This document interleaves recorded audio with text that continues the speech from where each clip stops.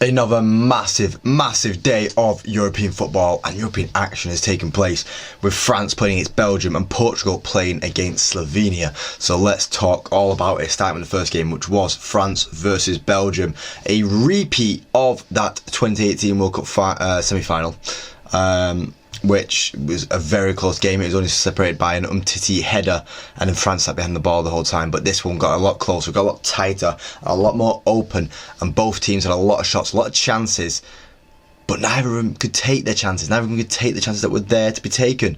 And it ended up being a Vertonghen own goal that separated the two teams, as I think it was Colomwani, or was it Thuram? I can't remember which one it was, but it hit it and it bounced off Vertonghen, went in the back of the net. And you know, France have been really poor this tournament. I'd say with the goals wise, they've had 3 goals for them this tournament. One was an Mbappe penalty, and the other 2 were own goals. France have a real problem. People want to talk about England having their problems and stuff like that, but France have a real problem on their hands. They can't score goals. All this firepower in the squad, and they just can't finish it off. I think that's going to give them a problem in the late stages of the tournament, especially when they have to play against, if they end up beating the other team that we're going to talk about in a second. The semi-final will be against Germany or Spain, and both of those teams would really punish this France team right now. I can't see France making it to the final with the performances they have been putting in. Mbappe looks too scared to go into challenges with his broken nose. Obviously he'd be too scared, he'd obviously be a bit too hesitant, but it's going to affect them when he's like the main man. He's the one that they're trying to give the ball to, trying to make the magic, and he's being hesitant because he doesn't want to injure himself even any further. That's a problem for France. I think Belgium defended quite well, and was really unlucky to see the goal going off Vertonghen's leg, and they just, they had the chances, but as you know, Lukaku can't take his chances. He can't eat his dinner. He gets to put onto a plate by Kevin De Bruyne over and over again, and they couldn't do it. But this Belgian team, the golden generation, is finito. It's done. It's over. Goodbye. It's been, it's been a thing. But yeah, France through to the next round, and they will be playing against the winner of the Portugal versus Slovenia game, which, my God, was a tight affair. It went down to the wire, actually, and it couldn't have gone any more down to the wire, because we went 0-0 until full time, and 0-0 until the full of extra time, and it got separated on penalties. During the game, Ronaldo had a chance. Ronaldo actually missed a penalty in extra time, and he started crying. It was heartbreak. It was painful to watch. Benjamin Sesko had a few chances, and he probably should have scored. If he had scored, he would have been a national hero, and there'd been statues of him all over Slovenia for a massive win against Portugal, and put him into a quarter-final place against France would have been, but he couldn't take his chances in full time.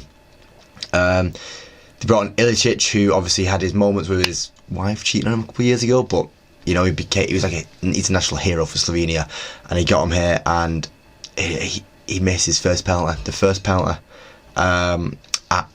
in the penalty shootout he missed, and then Ronaldo scored his. After missing in full time, he scored in the penalty shootout. That first penalty, he was close. Oblak was close to saving it, and then Bruno did a cheeky little one, went in, and then because Diogo Costa was such a hero for Portugal, he saved all 3 penalties that came at him, and Bernardo Silva put that third one away, who controversially missed against Real Madrid, and his goal put Portugal into that quarterfinals place against France. And I think it's going to be a weird game to be watching, to be honest. It is going to be highlighted as Ronaldo versus Mbappe. It's going to be old versus new. It's going to be, the last dance versus, one of many for Mbappe.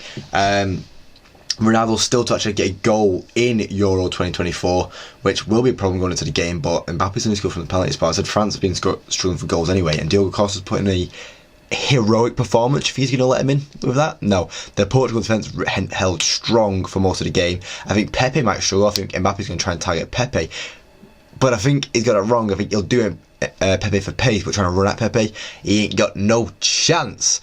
I think you better start off with Pepe trying to run at Diaz and running off Pepe, Mbappe that is. But yeah, it's gonna be a weird game. I do think Portugal will still advance past them, but it's going to be tighter than I first thought. I first thought, Portugal will walk past them, no issue. But now, I do think it's going to be tighter. But it could end up coming down to penalties again. It could be another heroic performance on Diogo Costa, because he seems unbeatable at the moment. And we'll see if that matches up still. But yeah, that is the end of this video now, guys. I do thank you for watching. If you like the video, please leave a like. If you want to see more, subscribe, because there's more on this channel every single day. Thank you for watching, guys, and hopefully I do catch you next time. Cheers.